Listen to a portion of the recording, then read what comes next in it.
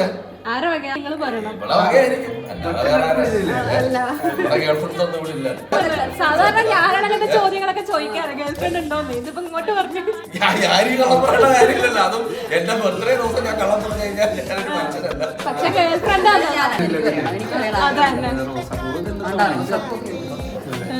അപ്പൊ ഞാൻ ലിസ്റ്റ് പറ.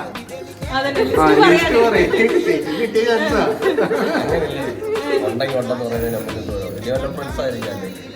പെണ്ണാണോ ആണാണോ? പെണ്ണാണ്. പെണ്ണ് തന്നെയാണ്. പെണ്ണ് തന്നെയാണ് വിഷയം. ലിസ്റ്റ് പോരട്ടെ.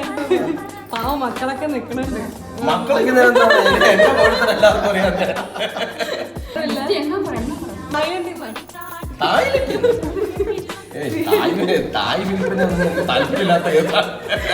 റീസെന്റ് ഒരു റീയൂണിയന് പോയായിരുന്നു.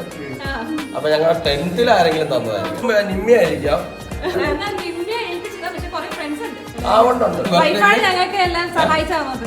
എന്നിട്ടാണ് അവൾ എന്റെ ഗേൾ ഫ്രണ്ട്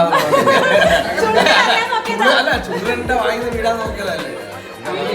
അല്ല ദൈവം എന്റെ കൂടാന്നുള്ളത് ഇപ്പൊ എനിക്ക് മനസ്സിലാക്കി.